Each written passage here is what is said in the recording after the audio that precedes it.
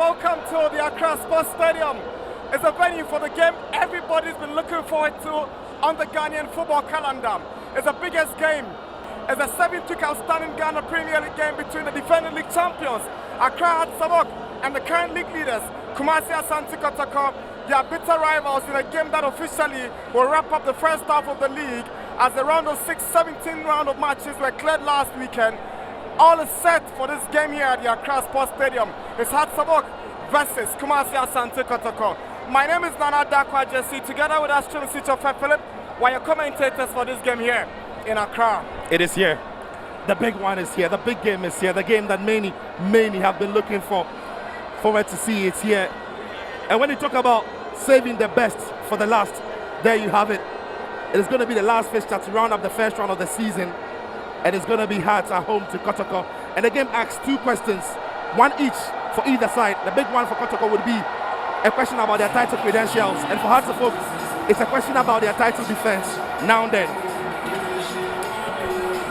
A first super clash for Sulali Muntari. He's played in all manner of derbies.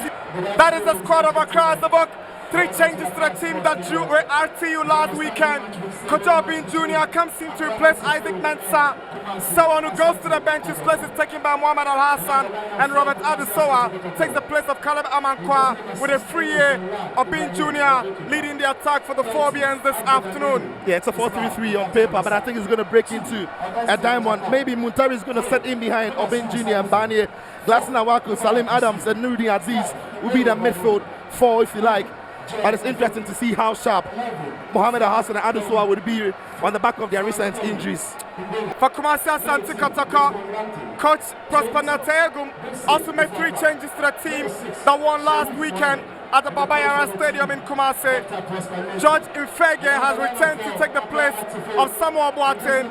Mudasiru takes the place of Justice Blay.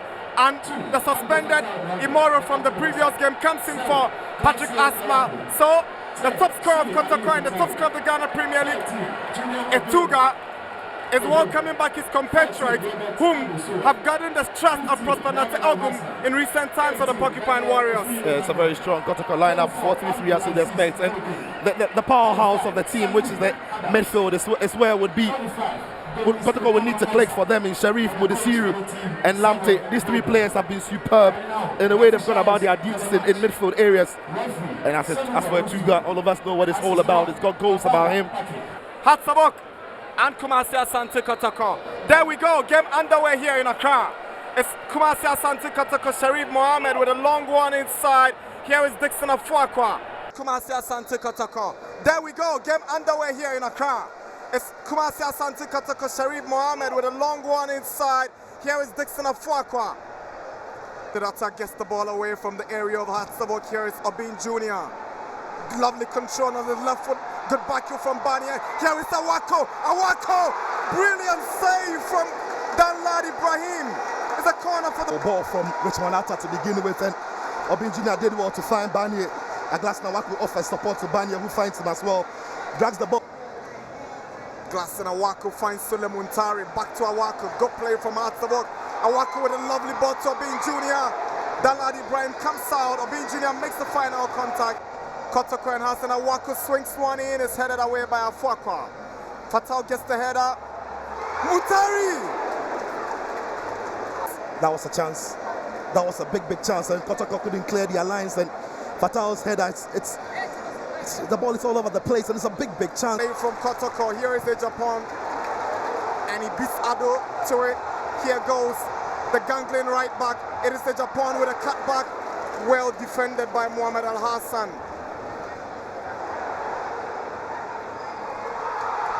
Great save from Richard Atta.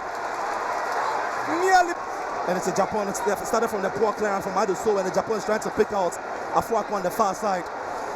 But once the ball pops back to his man Mudasiru, just dinks it over top for Etuga. And Etuga's improvising because he knows he time sends a cross again. Rich Atta will not struggle for this one. It's Barnier. He beats Ganyu to it. Here is Barnier. Now Obin Jr. Obin Jr. against the woodwork. Obin Jr. denied. Again, it's that long kick by Atta. What a kick that is. But Mubarak completely misjudged the flight of the ball. And Bani is aware of where his strike partner is. Obin Jr. just controls the ball onto his left. Does everything right, beats Danlad, but not the post. For them, and again, that's the chance. Bani is very much aware of where Obin Jr. is. The first control is good. The effort is brilliant. That was fisting it. Imoro again. But this time it's Imoro. That was close from Imoro Ibrahim. Is a goal kick.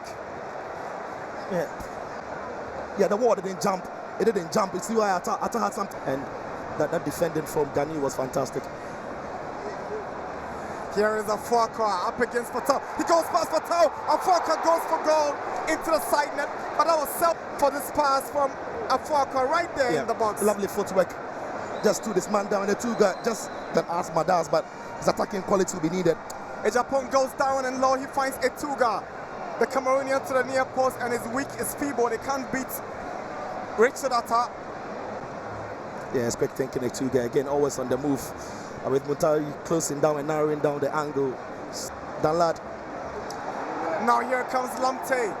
It is Richmond Lamte. Scored against us when he played for Inter Allies last season. Now it's Infege. Goes past Kosa. Infege!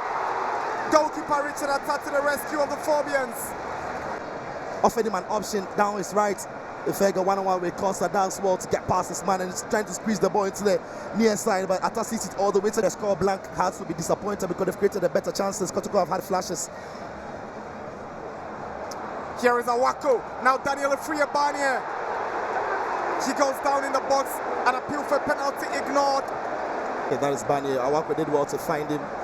Bani is looking for the penalty. There's no penalty there. I think if Bani stays on his feet, he has two options of being waiting to hear the sound of the whistle.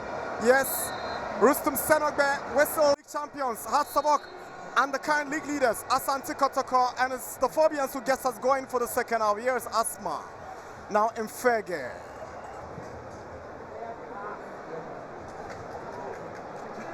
Beautiful control from Infege.